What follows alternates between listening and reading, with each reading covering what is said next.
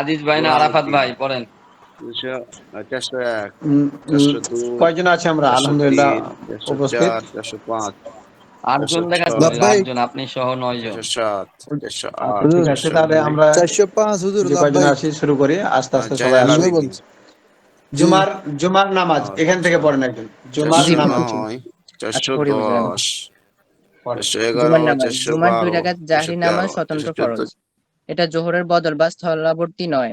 তবে যদি কারোর জুমার নামাজ ফাউত হয়ে যায় তাহলে তার উপর জোহরের 4 রাকাত ফরজ হবে। জুমার নামাজ ফরজ হওয়ার শর্ত হলো 1 পুরুষ হওয়া, 2 স্বাধীন হওয়া, 3 শহরে মুকিম হওয়া, 4 সুস্থ হওয়া, 5 নিরাপদ হওয়া, 6 দৃষ্টিসম্পন্ন হওয়া, 7 হাঁটতে সক্ষম হওয়া। সুতরাং হ্যাঁ, স্ত্রীলোকের উপর, গোলামের উপর, অসুস্থ ব্যক্তির উপর, অন্ধের উপর, নিরাপত্তাহীন ব্যক্তির উপর এবং হাঁটতে অক্ষম ব্যক্তির উপর জুমা ফরজ নয়।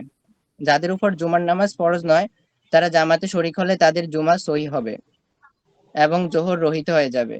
বরং তাদের জন্য জুমার নামাজে শরীক হওয়াই উত্তম। তবে স্ত্রীলোকের জন্য বাড়িতে জোহর আদায় করাই উত্তম।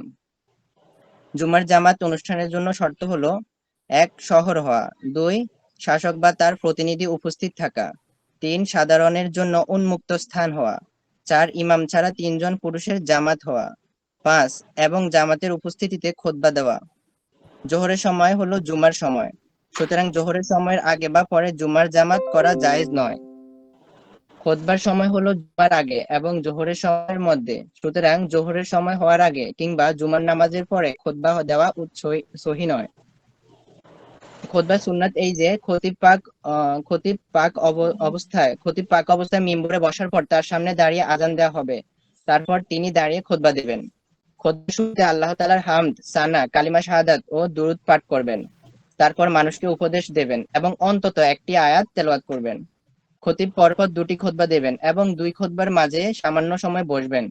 তৃতীয় খুতবা হামদ, সানা ও দুরূদ দ্বারা শুরু করবেন। তারপর মুসলমানদের জন্য দোয়া ও ইস্তিগফার করবেন। খতিব খুতবার জন্য মিম্বরে বসার পর নামাজ পড়া বা কথা বলা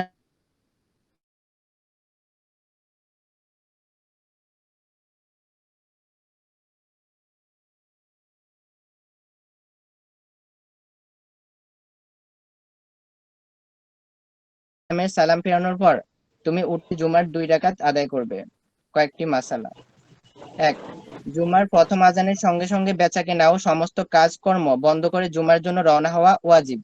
2 শরীয়তের পরিভাষায় শহর বলে এমন জনপদকে যেখানে বিচারের ব্যবস্থা আছে এবং জীবন যাপনের প্রয়োজনীয় উপকরণ আছে এবং মাসাইল জিজ্ঞাসা করার মতো আলিম আছেন।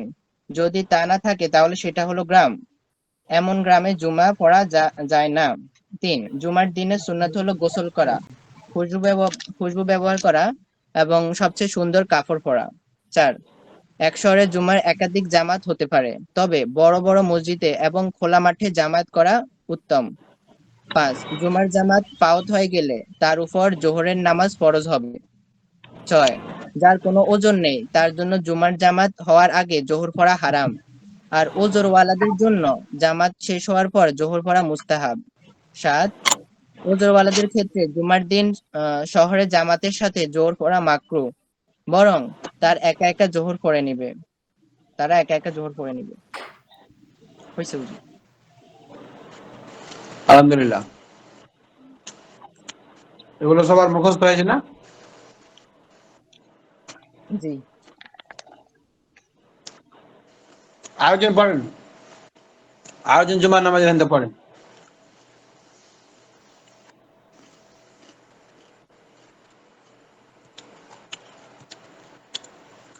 এই শুনতেছেন আমাকে? জি হুজুর। হ্যাঁ, পড়েন। কয়েকবার পড়লে ইনশাল্লাহ মুখস্থ হয়ে যাবে আমাদের। কত নাম্বার পাতা থেকে হুজুর? 72 নম্বর পৃষ্ঠা। জুমার জুমার নামাজ, জুমার নামাজ। আচ্ছা।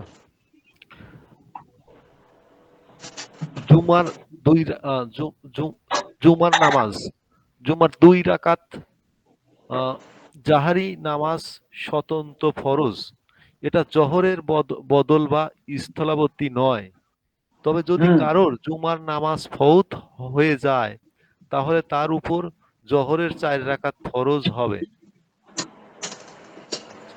জুম্মার নামাজ ফরজ হওয়ার শর্ত হলো আহ, এক, পুরুষ হওয়া। 2, স্বাধীন হওয়া। 3, শহরের মুকিম হওয়া। 4, সুস্থ হওয়া। 5, নিরাপদ হওয়া। 6, দৃষ্টিসম্পন্ন হওয়া। 7, হাঁটতে সক্ষম হওয়া। সুতরাং স্ত্রীলোকের উপর, গোলামের উপর, অসুস্থ ব্যক্তির উপর, অন্ধের উপর, নিরাপত্তাহীন ব্যক্তির উপর, হাঁটতে অক্ষম ব্যক্তির উপর জুমার ফরজ নয়।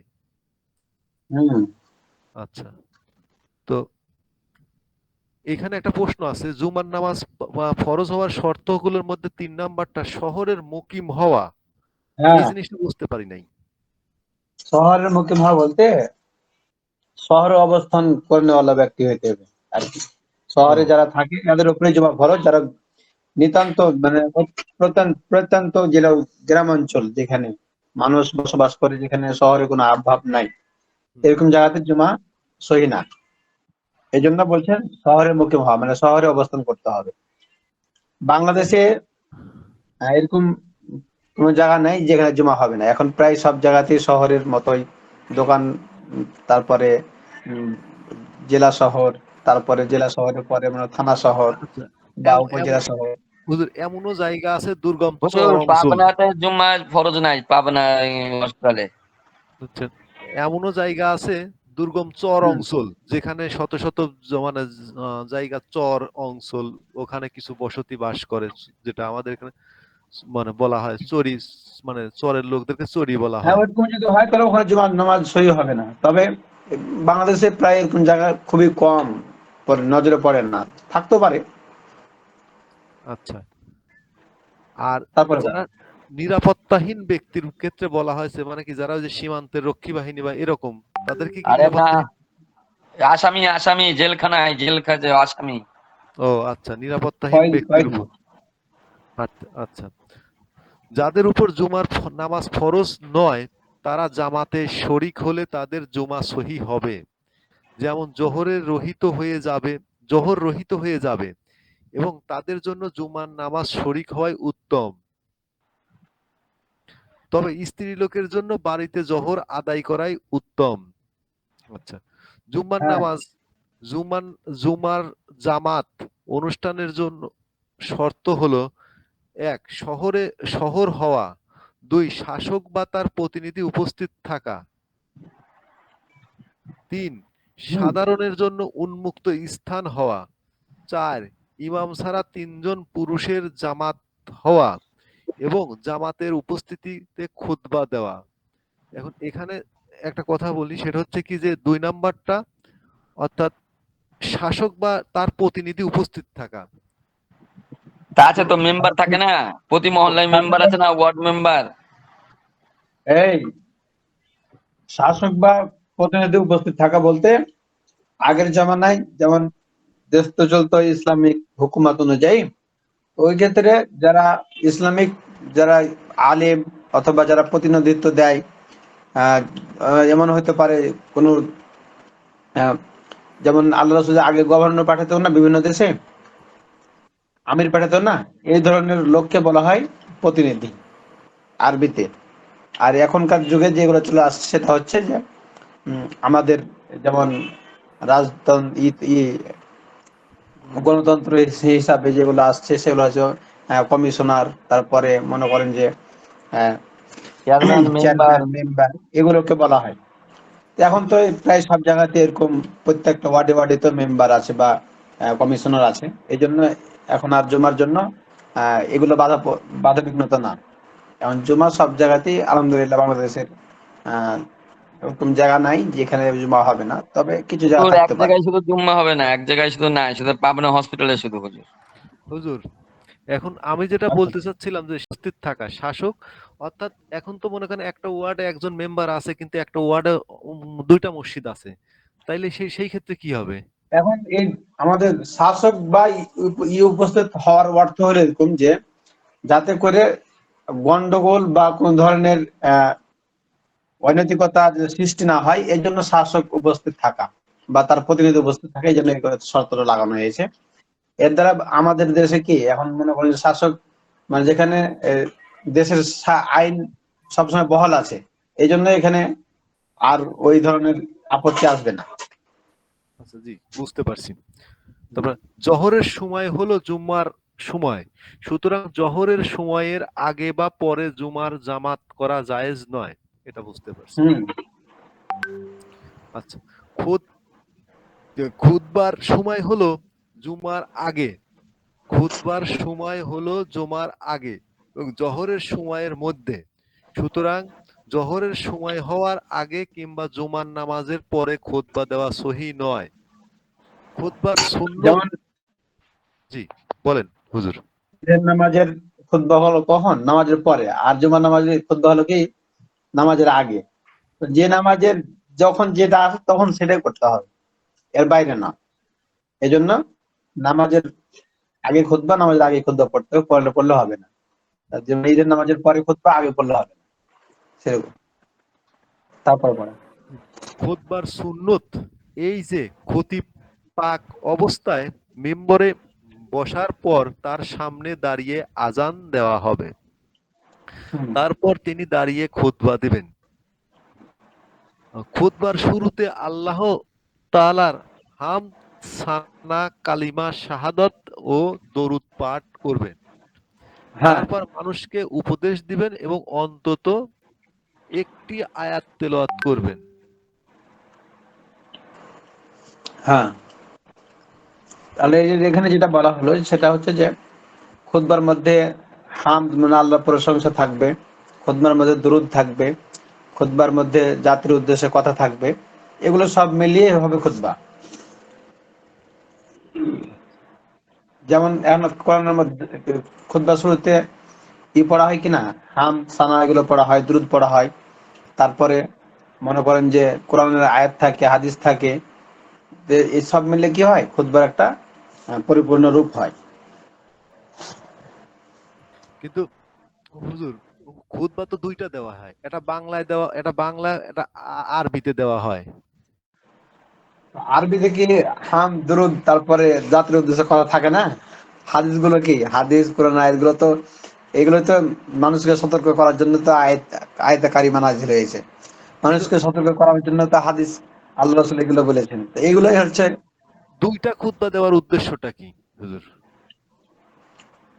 দুইটা খুতবা। একটা হলো সানি খুতবা, একটা হলো জুমার খুতবা। মানে দুইটা খুতবা আল্লাহ রাসূল দিয়েছেন এভাবে, এই জন্য এভাবে আমাদের করতে হবে, এর বাইরে না। জি হুজুর।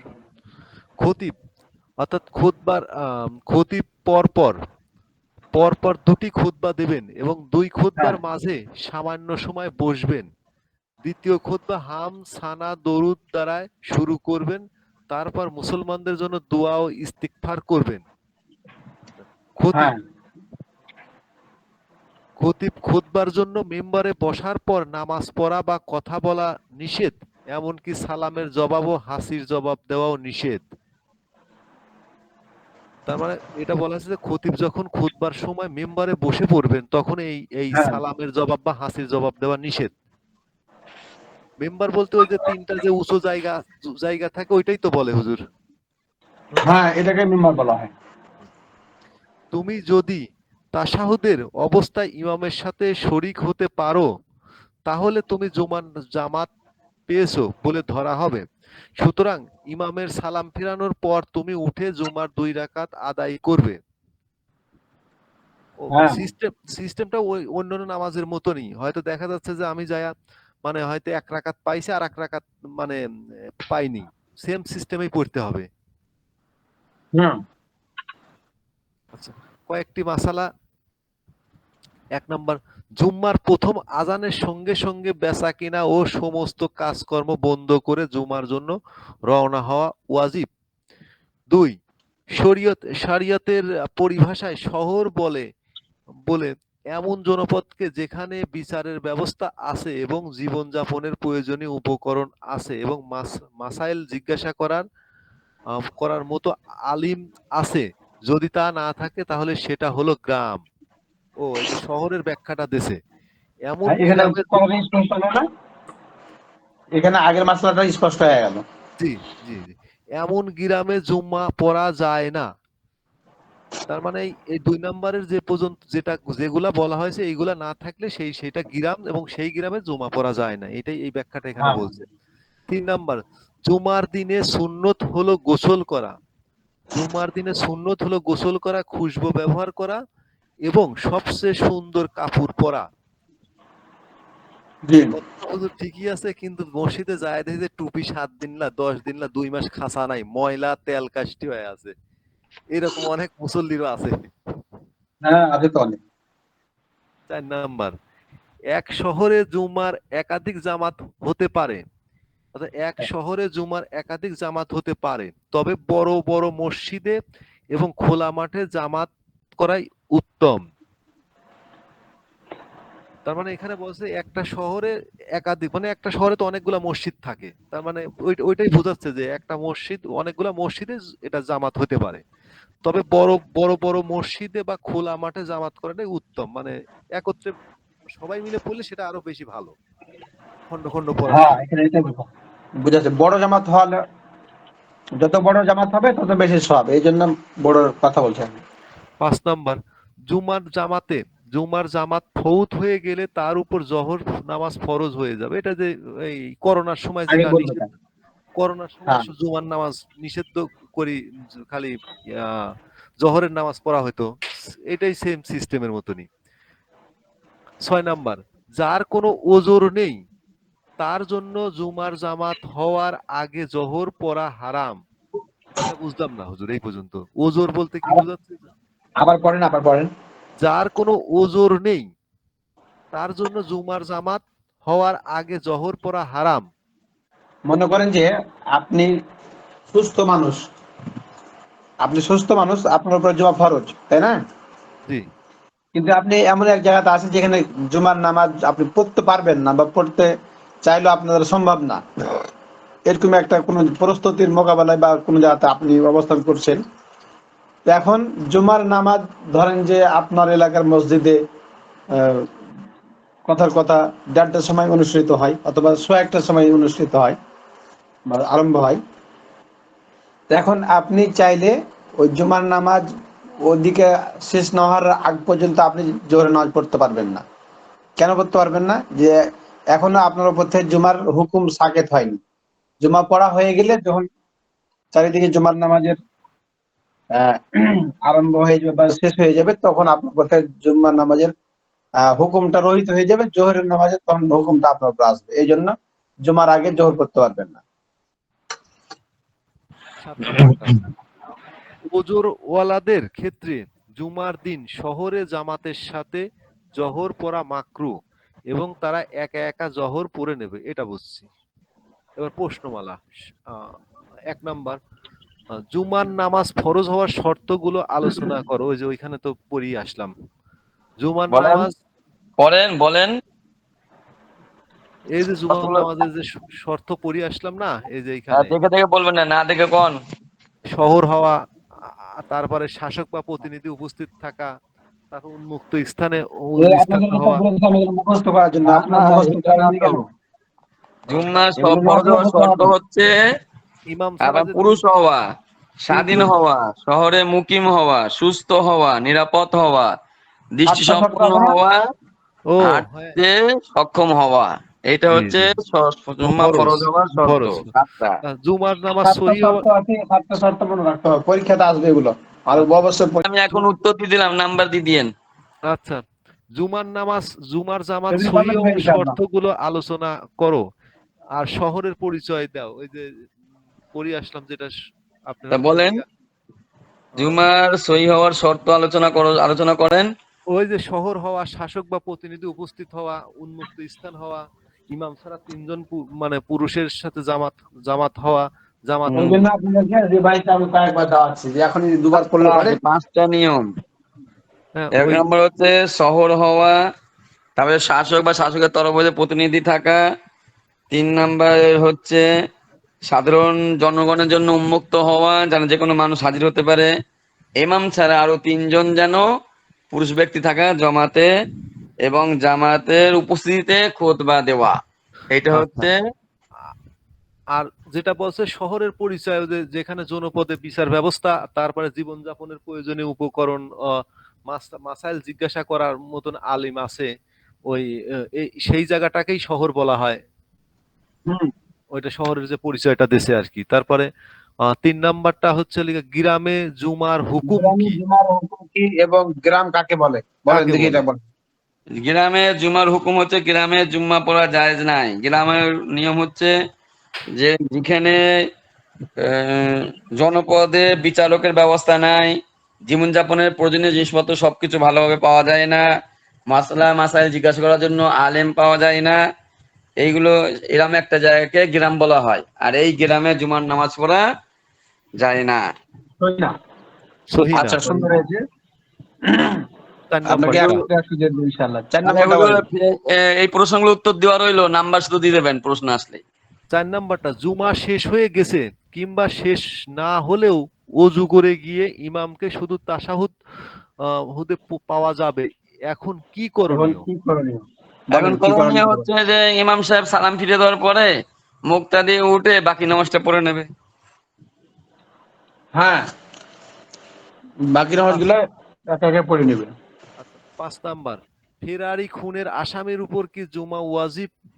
জুমা ওয়াজিব কেন? না, ফেরারি আসামির উপরে জুম্মা ওয়াজিব না, কারণ তিনি নিরাপত্তাহীন, স্বাধীন না, পরাধীন। নিরাপত্তাহীন ব্যক্তির উপরে জুমার নামাজ ওয়াজিব না। যে ব্যক্তি হুম, এখনো নিরাপদ না, তার উপরে জুমার নামাজ ফরজ না। ওয়াজিব না।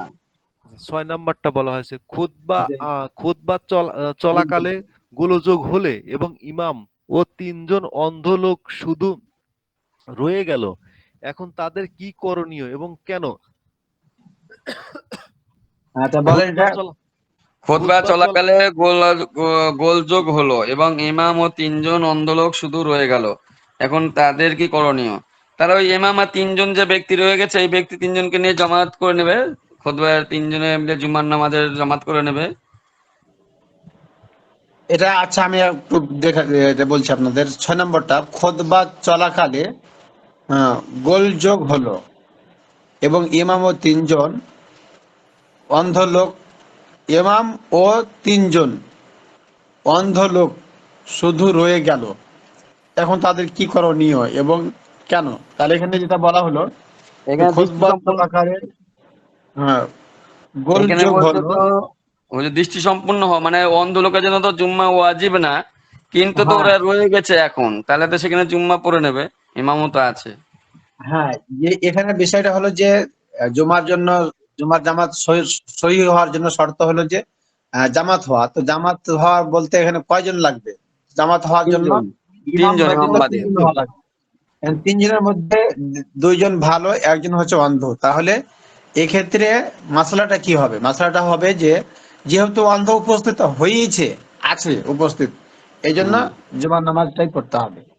জি। আর যদি উপস্থিত না থাকতো, দুইজন থাকতো, তাহলে পর জুমার নামাজ কি হতো না, সহি হতো না।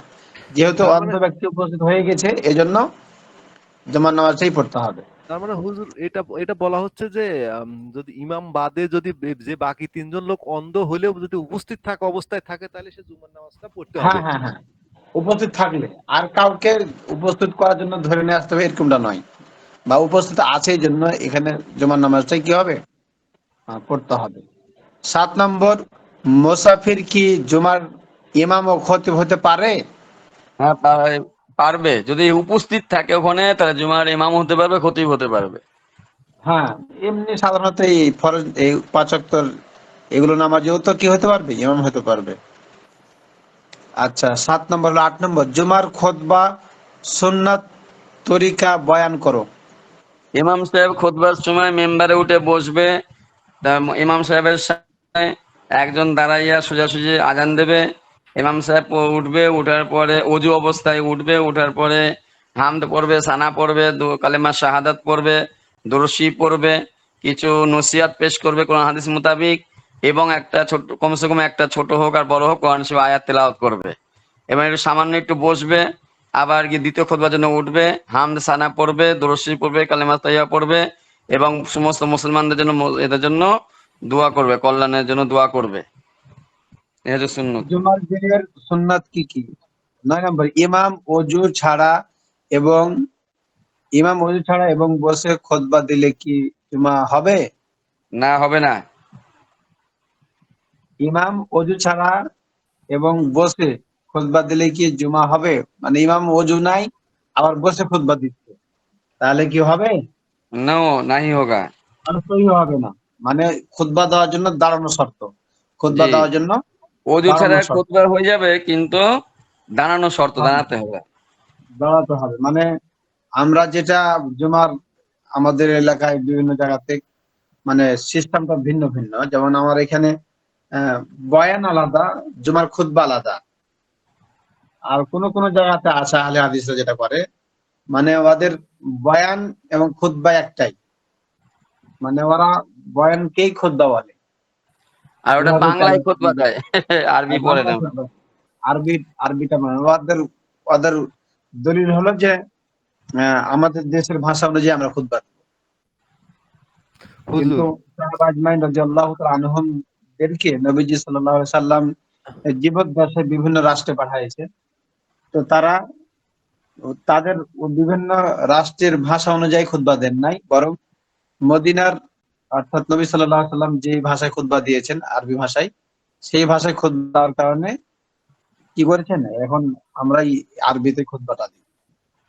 হুজুর, যেহেতু নবীজি সাল্লাল্লাহু আলাইহি সাল্লামের জীবদ্দশায় থাকাকালীন চাইলে তারাও কি করতে পারতেন, নিজের আরবি ভাষা বা নিজের কোরআন হাদিসের ভাষা বাদ দিয়ে অন্য কোনো ভাষায় খুতবা দিতে পারতেন, কিন্তু তারা তো সেটা করেননি। এই জন্য এখন আমরা কি করি, আরবি খুতবা আলাদা দিই আর বয়ান জুমার এটা আলাদা দিই। বয়ান হুজুর, তো বয়ানই, খুতবা তো খুতবাই।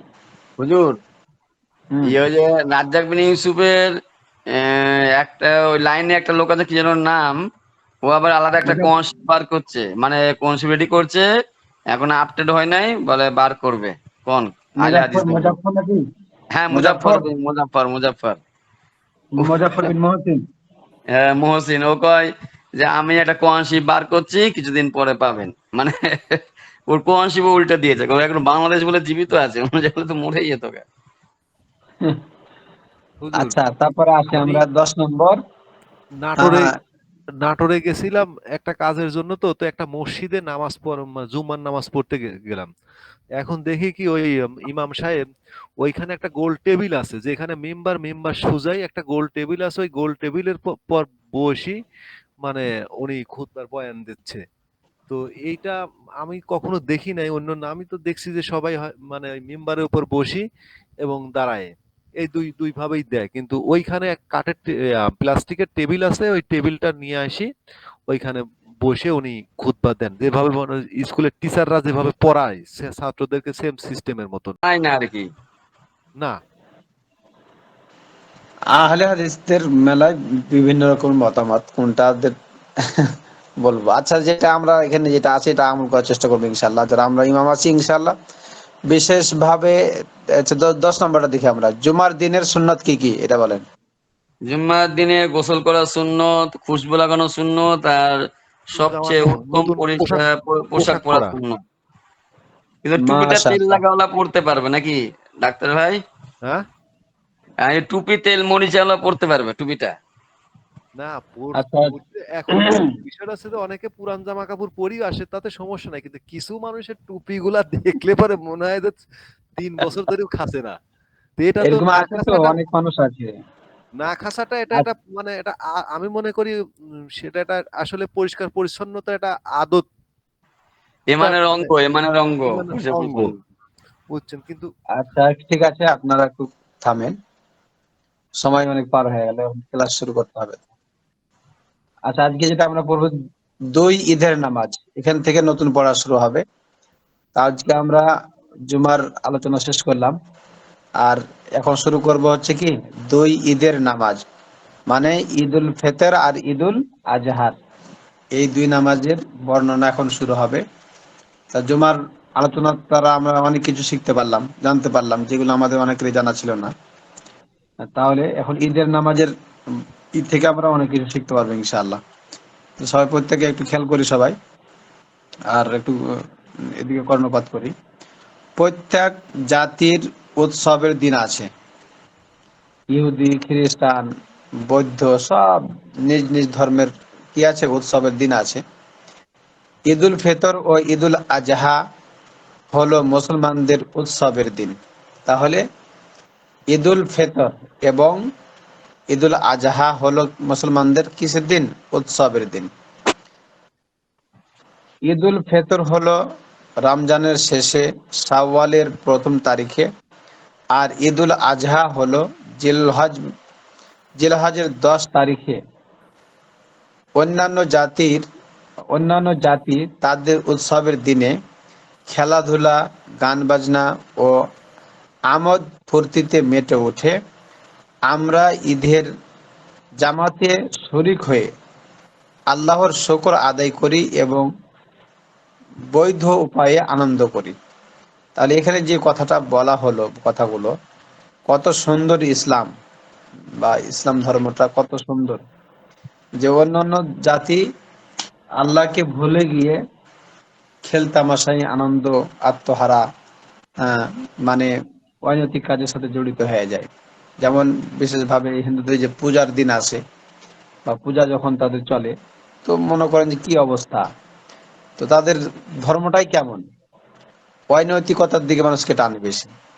আর ইসলাম ধর্মটা কত সুন্দর, এখানে বলা হলো যে এখানে মানুষ আল্লাহর শুকরিয়া আদায় করার জন্য কি করে, আহ, বের হয়।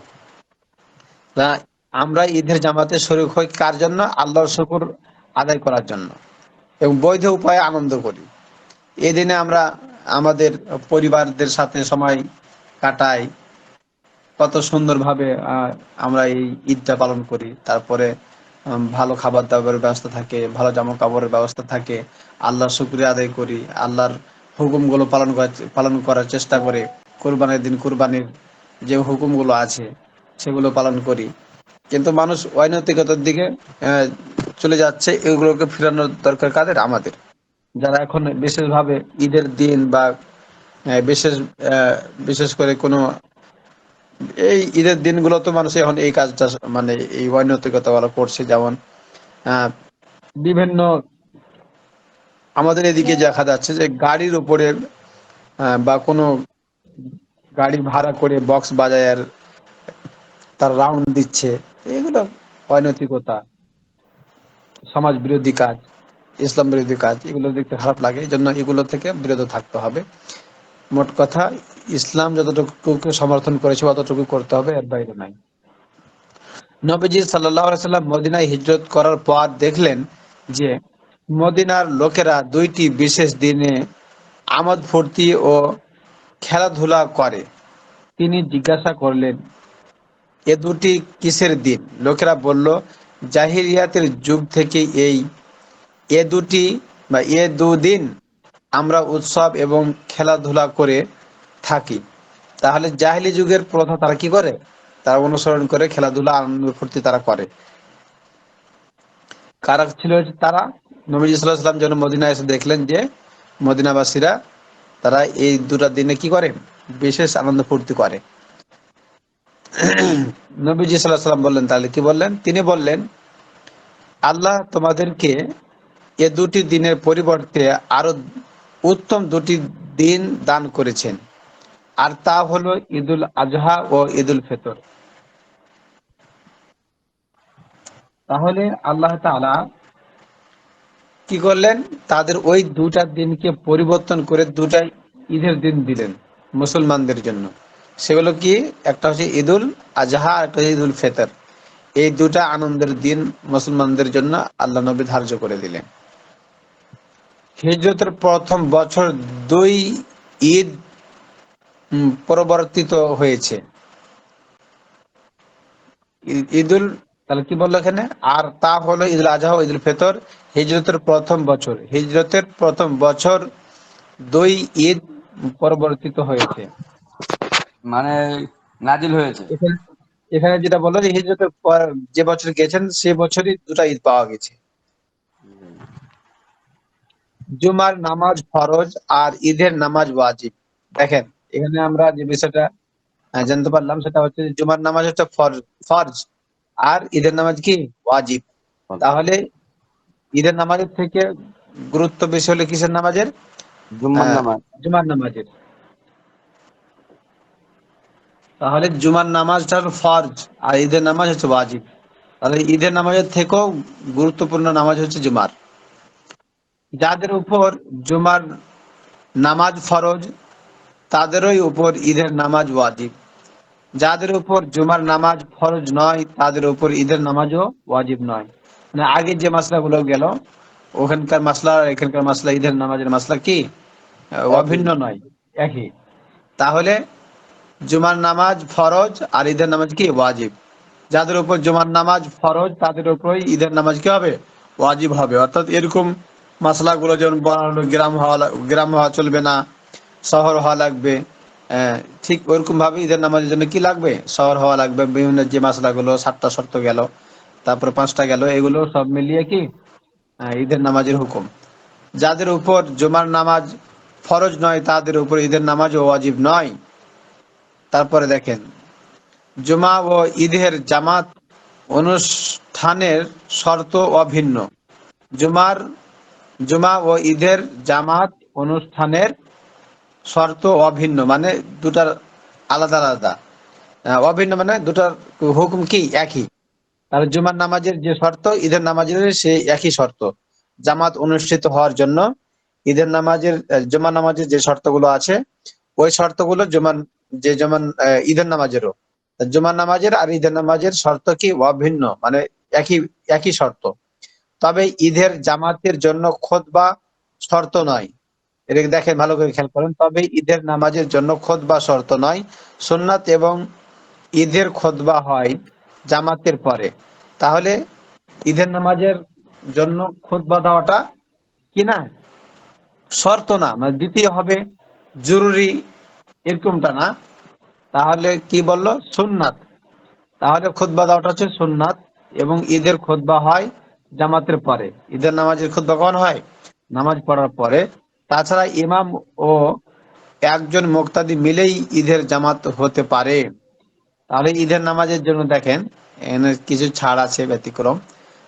তাছাড়া ইমাম ও একজন মুক্তাদি মিলেই আহ, ঈদের নামাজ জামাত হতে পারে। কিন্তু জুমা নামাজের অন্তত পক্ষে ইমাম বাদে 3জন মুসল্লি হওয়া লাগবে। কিন্তু ঈদের নামাজের জন্য ইমাম আর একজন মুক্তাদি দিয়ে কি হবে, ঈদের নামাজ আদায় হয়ে যাবে। কেননা ওটা হচ্ছে ফরজ আর এটা হচ্ছে কি ওয়াজিব। জুমার মতো ঈদের নামাজ ও 2 রাকাত এবং জাহেরি। জুমার মতো ঈদের নামাজ ও 2 রাকাত এবং জাহেরি, অর্থাৎ জুমার নামাজে যেমন জোরে কেরাত পড়া হয় ঈদের নামাজে জোরে কেরাত পড়া হয়। এই জন্য এটাকে বলা হচ্ছে জুমার নামাজের মতোই জোরে জোরে সবকিছু বলতে হয়। আর তাতে রয়েছে 6টি অতিরিক্ত তাকবীর। আর ঈদের নামাজে কয়টি তাকবীর রয়েছে অতিরিক্ত? 6টি তাকবীর রয়েছে। হ্যাঁ, 3 3 6টি, তো 3 3 এ 6, তো 6টা তাকবীর কি করতে হবে, জুমার নামাজে বলতে হবে। তারপরে জুমার মতোই ঈদের নামাজ ও 2 রাকাত এবং জাহেরি, অর্থাৎ জুমার নামাজে যেমন জোরে কেরাত পড়া হয় ঈদের নামাজেও জোরে কেরাত পড়তে হবে। আর তাতে রয়েছে 6টি অতিরিক্ত তাকবীর, মানে ঈদের নামাজে 6টি তাকবীর রয়েছে। 3টি প্রথম রাকাতে সানা এর পরে আর 3টি দ্বিতীয় রাকাতে রুকুর আগে। ঈদের 6 তাকবীর হলো ওয়াজিব। এগুলোকে তাকবীরাতুল জায়েদাহ বলে। তাহলে ঈদের নামাজের অতিরিক্ত যে 6টা তাকবীর বলতে হয় এগুলো বলা হচ্ছে ওয়াজিব। এগুলো ছেড়ে দিলে কি হবে না, ঈদের নামাজ হবে না। তাহলে এই তাকবীর গুলো কখন বলতে হবে?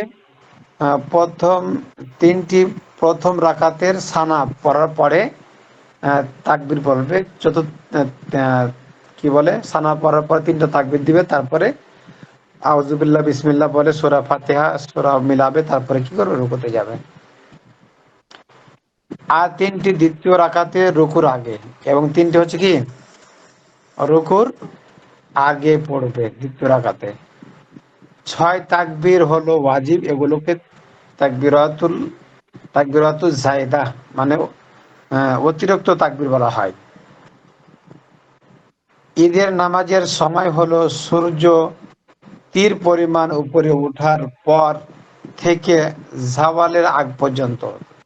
তাহলে বোঝা গেল কি, মানে ঈদের নামাজের সময় শুরু হবে কখন? তীর এই তীর বলতে ইশরাকের যে সময়, ইশরাকের ইশরাকের পরে সময়, ইশরাকের সময় অর্থাৎ সূর্যর যখন কি হয়ে যায়, সূর্য উদিত হওয়ার প্রায় 23 মিনিট, 20 থেকে 23 পর মিনিট পর তখন কি হয়, ঈদের নামাজের ওয়াক্ত শুরু হয়ে যায়। আর থাকে কতক্ষণ পর্যন্ত ওয়াক্তটা? যতক্ষণ জওয়াল পর্যন্ত পর্যন্ত। সূর্য ঝাওয়ালে না যায়, অর্থাৎ দ্বীপ প্রহারের আগ পর্যন্ত, লম্বা সময়।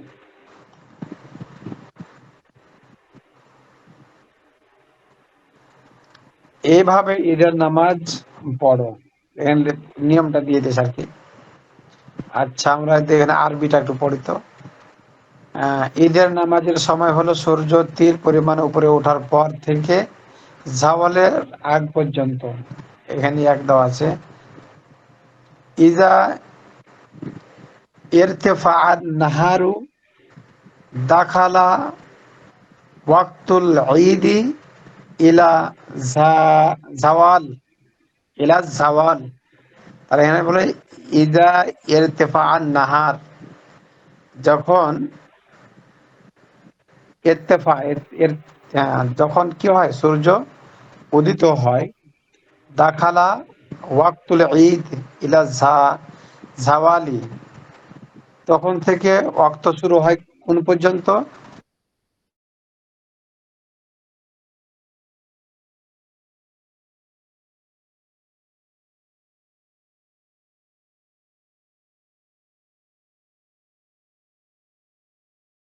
ঝাইল অর্থাৎ দ্বীপ্রহার, অর্থাৎ সূর্য যখন ঢলে যায়, সূর্য যখন কি হয়, ঢলে যায়, তখন ঈদের নামাজের সময় কি হয়, খরাজাত ওয়াক্ত, ওয়াক্ত শেষ হয়ে যায়। এভাবে ঈদের নামাজ পড়ো। তুমি যদি ঈদের নামাজ পড়তে চাও তাহলে মসজিদে বা ঈদগাহে যাও এবং ইমামের পেছনে জামাতের কাতারে দাঁড়াও।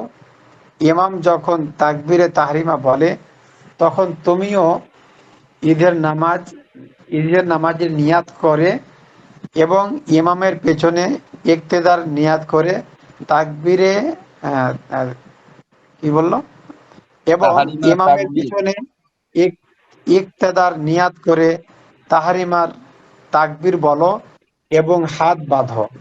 তারপর সানা পড়ো এবং ইমামের সঙ্গে 3টি তাকবীর বলো।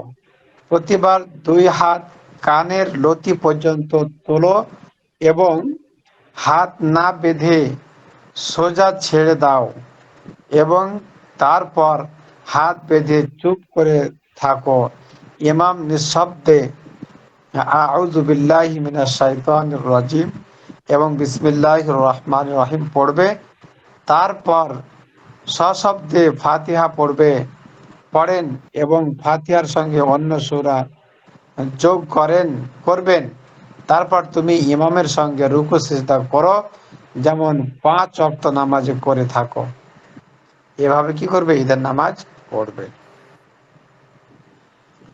তাহলে এখানে যেটা বলা হলো, ইমামের সঙ্গে তাকবীর গুলো বলতে হবে, তারপরে আউজুবিল্লাহ বিসমিল্লাহ এগুলো আমাদের জন্য নয়, এগুলো ইমাম সাহেব পড়বে, আর আমাদেরকে নিঃশব্দে থাকতে হবে আর এগুলো শুনতে হবে দিলের কান দিয়ে। তারপর কি বললো, তারপর ইমামের সঙ্গে দ্বিতীয় রাকাতের জন্য দাঁড়াও এবং চুপ থাকো। ইমাম নিঃশব্দে বিসমিল্লাহ পড়বেন, তারপর সশব্দে ফাতিহা ও অন্য একটি সূরা পড়বেন। তাহলে সূরাগুলো কি করবে, সূরা ফাতিহা এবং অন্য একটা সূরা জোরে করে পড়বে আর কি। কিরাত শেষ হলে, কিরাত শেষে ইমামের সঙ্গে 3টি তাকবীর বলো। প্রতিবার 2 হাত কানে লতি পর্যন্ত তোলো এবং হাত না বেঁধে সোজা ছেড়ে দাও। তারপর ইমাম চতুর্থ তাকবীর বলে রুকুতে যাবেন, তুমিও ইমামের সঙ্গে তাকবীর বলে রুকুতে যাও। তারপর ইমামের সঙ্গে নামাজ শেষ করো, যেমন 5 ওয়াক্ত নামাজে করে থাকো। নামাজের পর ইমাম 2টি খুতবা দেবেন। নামাজের পর ইমাম 2টা কি দিবেন, খুতবা দিবেন। এবং ঈদুল ফিতর হলে, মানুষকে ঈদুল ফিতরের আহকাম শিক্ষা দিবেন, আর ঈদুল আজহা হলে কোরবানির আহকাম শিক্ষা দিবেন। জুমার খুতবার মতো এখানেও দুইটি খুতবার মাঝে সামান্য সময় বসবেন। তাহলে ঈদের নামাজে কি আছে? খুতবা আছে দুইটা, এবং দুইটা খুতবার, এক খুতবা পড়ার পরে দ্বিতীয় খুতবা শুরু করার আগে মধ্যখানে সময় কি করবে? একটু বসবেন। আর এই খুতবাগুলো কেমন হবে? খুতবাগুলো হবে আহ, নিজ নিজ নামাজের প্রেক্ষাপট সম্পর্কে, যেমন ঈদুল ফিতর দিবে ঈদুল ফিতরের সম্পর্কে খুতবা, আর ঈদুল আজহার সময় কোরবানির সম্পর্কে কি করবে? খুতবা দেবে। আচ্ছা, নামাজের পর ইমাম দুটি খুতবা দিবেন, এবং ঈদুল ফিতর হলে মানুষকে ঈদুল ফিতরের আহকাম শিক্ষা দিবেন, এবং আর ঈদুল আজহা হলে কোরবানির আহকাম শিক্ষা দিবেন। জুমার খুতবার মতোই এখানেও দুই খুতবার মাঝে সামান্য সময় বসবেন। তারপরে দেখেন ঈদুল ফিতরের মোস্তাহাব। ঈদুল ফিতরের মোস্তাহাব আমল। ঈদুল ফিতরের দিন মোস্তাহাব হলো তাড়াতাড়ি ঘুম থেকে ওঠা এবং মহল্লার মসজিদে ফজরের নামাজ আদায় করা, মেসওয়াক করা, গোসল করা, খুশবু ব্যবহার করা এবং নিজের সুন্দরতম পোশাকটি পরা। 3, 4 তাড়াতাড়ি ঈদগাহে যাওয়া এবং যাওয়ার আগে কিছু খাওয়া। 3, সাদকাতুল ফিতর ওয়াজিব হলে ঈদগাহে যাওয়ার আগে তা আদায় করা এবং সাধ্যমতো বেশি পরিমাণে সাদকা করা। এগুলো সবাই আমরা বুঝতেছি, এই জন্য ব্যাখ্যা করতেছি না। 5, ঈদগাহে হেঁটে যাওয়া এবং নিচু আওয়াজে তাকবীর বলা। ঈদুল ফিতরে কি করবে? আওয়াজটা আস্তে আস্তে, অর্থাৎ আল্লাহু আকবার, আল্লাহু আকবার, লা ইলাহা ইল্লাল্লাহু, আল্লাহু আকবার, আল্লাহু আকবার, ওয়ালিল্লাহিল হামদ, এই তাকবীরটা পড়বে আস্তে আস্তে আর কি। ঈদগাহে পৌঁছার পর তাকবীর বন্ধ করে দিবে এবং নামাজের পর অন্য পথে ফিরে আসবে। মানে যে পথে যাবে ওই পথ দিয়ে আর কি ফিরে আসবে না, অন্য পথ দিয়ে আসবে। এক পথ দিয়ে যাওয়া আর এক পথ দিয়ে আসা ঈদুল ফিতরের এটা একটি মোস্তাহাব আমল। 6, স্বাভাবিকভাবে ঈদের আনন্দ প্রকাশ করা। স্বাভাবিকভাবে, এমন নয় যে এমন আনন্দ করলাম যে মানুষে আমাকে পাগল বলছে। তারপরে ঈদের জামাতে আজান ও ইকামত নেই। খুতবা ছাড়া ঈদের জামাত কিংবা জামাতের আগে ঈদের খুতবা মাকরুহ। 3, উভয় রাকাতে কিরাতের আগে তাকবিরাতে জায়েদা বলা জায়েজ আছে, তবে তা অনুত্তম। মানে কি বললো এখানে? প্রথমে যেহেতু কি করি আমরা, প্রথম রাকাতে প্রথমে কিরাত পড়ার আগে খুতবা পড়ি, তাকবির পড়ি, সেক্ষেত্রে দ্বিতীয় রাকাতেও এরকম করতে পারবে, তবে এটা অনুত্তম, উত্তম হবে না। আবার 3, কোন ওয়াজের ওয়াজের ওজোরের কারণে, কারণে, ওজোরের হ্যাঁ, কারণে কোনো ওজরের কারণে প্রথম দিন জামাত করা সম্ভব না হলে ঈদুল ফিতরের জামাত পরের দিন একই সময়ে করা যায়, এবং ঈদুল আজহার জামাত জিলহজের 12 তারিখ পর্যন্ত একই সময়ে করা যায়। তাহলে ঈদুল আজহাটার সময় 12 তারিখ পর্যন্ত, আর ঈদুল ফিতরের পরের দিন করতে হবে, আর পরে ঈদুল আজহার কি থাকবে না, কোনো সময় থাকবে না। তবে কারো ঈদের জামাত ফৌত হয়ে গেলে সেই একা একা ঈদের নামাজ পড়তে পারবে না। একা একা কি করবে না? ঈদের নামাজ পড়া চলবে না, মানে বাধ্যবাদী। কেননা ঈদের জন্য জামাত হলো শর্ত। ঈদুল আজহার নামাজ ঈদুল ফিতরের মতো, তবে ঈদুল আজহায় নামাজের আগে কিছু না খাওয়া সুন্নাত এবং পথে জোরে জোরে তাকবীর বলা সুন্নাত, একটু ব্যতিক্রম। তাহলে কিছু না খাওয়া সুন্নাত আর তাকবীর জোরে জোরে বলা। তাকবীরে তাশরিকের দিন হলো 9 তারিখের ফজর থেকে 13 তারিখের আসর পর্যন্ত, অর্থাৎ মোট 23 অক্ত, 5 দিন। 5 দিনে মোট 23 অক্ত। এই কয়দিন প্রত্যেক ফরজ নামাজের পর একবার সশব্দে তাকবীরে তাশরিক বলা ওয়াজিব।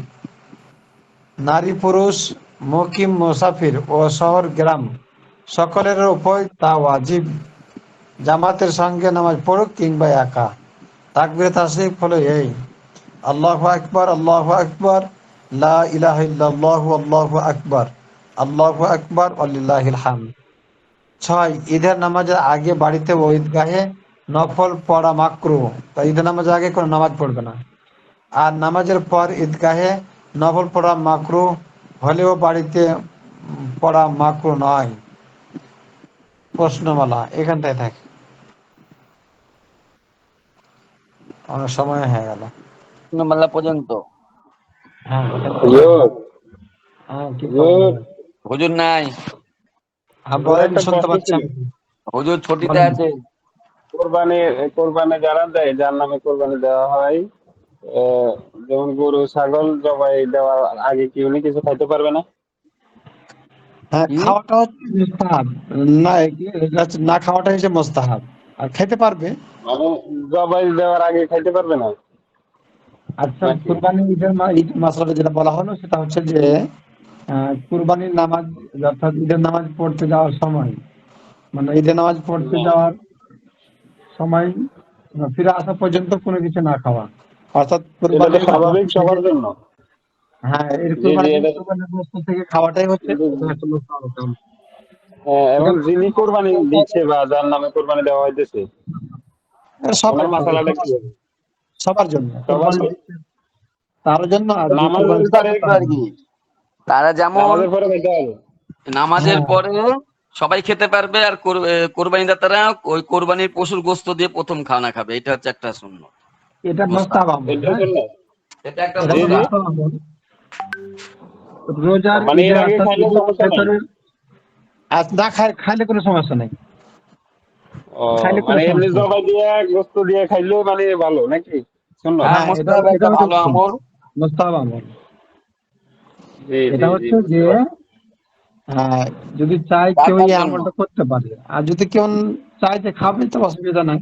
এগুলোর দ্বারা কোনো গুনাহ হবে না। জি, বুঝতে পারছি, এটা মোস্তাহাব আমল। হ্যাঁ, এটা মোস্তাহাব আমল।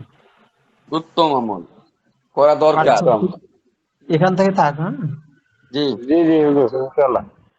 আচ্ছা, 10:30 পার হয়ে গেল। আসসালামু আচ্ছা, আমরা আলাইকুম। ওয়ালাইকুম এখান থেকে আসসালাম। আসসালামু আলাইকুম ওয়া রাহমাতুল্লাহি ওয়া বারাকাতুহু। এই আহমদ খান চৌধুরী, মাহমুদুল হাসান হ্যাঁ, গাঙ্গুহি রহমান